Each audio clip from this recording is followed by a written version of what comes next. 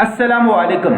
क्या आपको पता है मेरे और इस पॉइंटर के दरमियान कौन सी ऐसी खसूसियात हैं या कौन सा ऐसा लेवल है जो कॉमन है?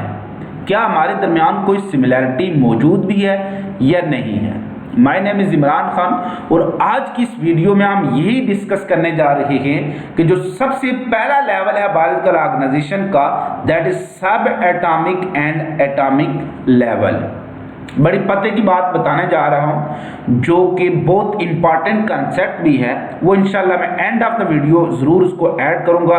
एक एमसीक्यूज भी है और बड़ा इंपॉर्टेंट कंसेप्ट है जिसमें गलती हो सकती है। याद रखना कि हमारी बुक में सब एटॉमिक और एटॉमिक लेवल को इकट्ठा डिस्कस किया जाता है। रीजन ये है कि आपको पता है कि इलेक्ट्रॉन, प्रोटॉन और न्यूट्रॉन हमेशा आपको सेल के अंदर ही मिलते हैं। तो चूंकि दोनों एट अ टाइम आपको मिलते हैं तो इसलिए इनको at a time he study किया जाता है। तो इसलिए जैसे मैंने आपको पहले ही बताया कि डेफिनेशन आपने कैसे करनी है कि सब atomic level, it is a level, किस चीज का? Level of biological organization that is present. Atomic mean atoms, sub mean उसके अंदर।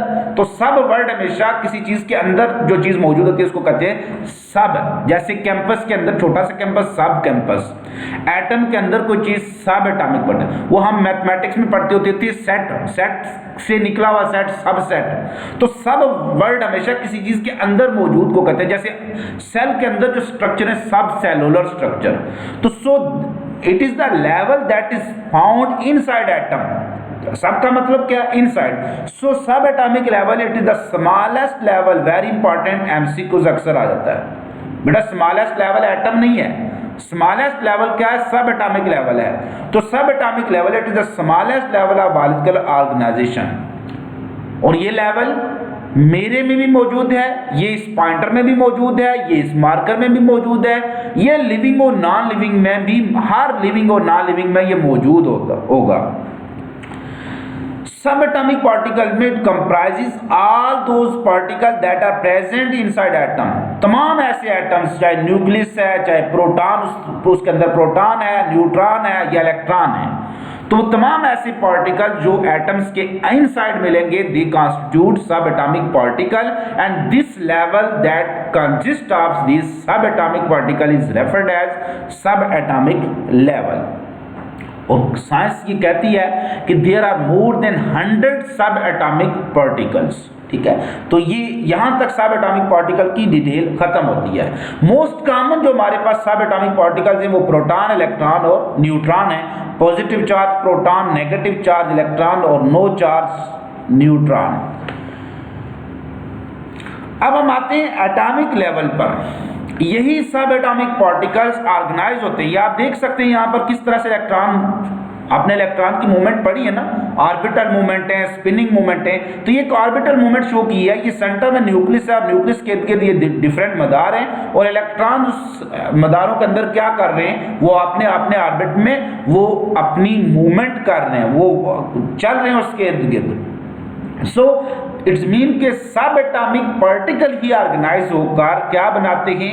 एटॉमिक लेवल बना रहे होते हैं। तो एटॉमिक लेवल जो होता है, atom is the smallest particle of living and non living matter.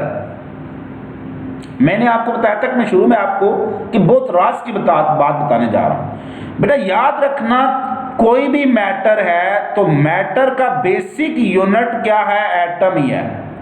Basic unit क्या है? एटम ही है। एटम की डेफिनेशन एक और भी करते हैं, smallest particle of pure substance that may और मे नॉट एग्जिस्ट इंडिपेंडेंटली। तो किसी भी प्योर सब्सटेंस वो होता है जिसमें एक जैसी चीजें मौजूद होती हैं। तो प्योर सब्सटेंस या प्योर मैटर का वो स्मॉलेस्ट पार्टिकल क्या है? वो एटम ही है। तो बेसिक यूनिट ऑफ मैटर, चाहे वो लिविंग है चाहे नॉन लिविंग है, कोई जिंदा मैटर है या मुर्दा मैटर है या नो मैटर, कोई भी मैटर है, तो basic unit of all living and non living matter क्या होगा? एटम ही होगा। मैंने कहा लिविंग मैटर, मैंने लिविंग ऑर्गेनिज्म नहीं कहा। ये पते की बात बता रहा हूं, यहां पर बच्चे गलती करते हैं। Basic unit of living matter क्या है? वो एटम ही है। मैटर का बेसिक यूनिट एटम ही रहेगा, लेकिन basic unit of living organism क्या है? वो सेल है। समझ आ गई? तो अगर आपके पास ऑप्शन 2 हो, एक चीज है सेल और दूसरा ऑप्शन है क्या, एटम, आपसे क्वेश्चन पूछा जाए आगे चार्ली ऑप्शन बोथ भी हो सकता है, डेल्टा ऑप्शन नन बना लो, तो बड़ा आसान सा एक एमसीक्यू बनाता हूं, लेकिन थोड़ा कंसेप्चुअल है। Basic unit of all living and non living matter, तो फिर आंसर क्या होगा, एटम होगा। अगर basic unit of living matter भी कहता फिर भी एटम ही रहेगा, मैटर का बेसिक यूनिट एटम ही रहेगा। लेकिन अगर मैं कहूं basic unit of living organism क्या है, वो सेल होता है। लिविंग ऑर्गेनिज्म का बेसिक यूनिट हमेशा सेल होता है। ये थे हमारे पास जो एटॉमिक लेवल। तो atom is the smallest particle of living and non living matter. Most common atom found in biological world are, कौन कौन से एटम है जो मोस्ट कॉमनली आपको लिविंग वर्ल्ड में मिलेंगे, कार्बन, उसके बाद नेक्स्ट जो आपको मिलेगा कार्बन के बाद हाइड्रोजन, फिर आपको मिलेगा ऑक्सीजन, फिर आपको मिलेगा नाइट्रोजन, फास्फोरस, सल्फर। याद रखना ये जो CHO है ना, CHO एरिया का CHO भी होता है ना, तो ये भी CHO, इसको मैं CHO भी पढ़ रहा हूँ। तो ये जो CHO साहब है ना, ये आपको तमाम जगहों पर मिलेंगे, तमाम ऑर्गेनिक कंपाउंड में। बाकी रह गया nitrogen, phosphorus, no problem, no problem. आगे क्या है, sulphur, no problem sir. CHO, मैं कहूँ CHO आ गया, नो प्रॉब्लम सर। तो ये क्या होंगे, ये वो एटम्स हैं, जो एलिमेंट्स हैं जो तमाम लिविंग ऑर्गेनिज्म में मौजूद होते हैं। ये चीज़ MCQ में पूछी जा सकती है।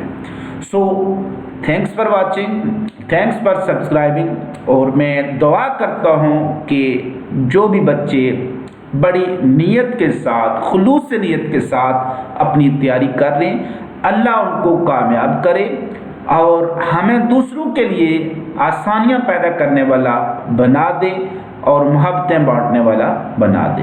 बड़ी मेहरबानी, बड़ा शुक्रिया, घरों की सदा से अदा शुक्रिया। आपसे मुलाकात होगी नेक्स्ट वीडियो के साथ। अपना बहुत ज़्यादा ख्याल रखिएगा। फ़ी अमानिल्लाह।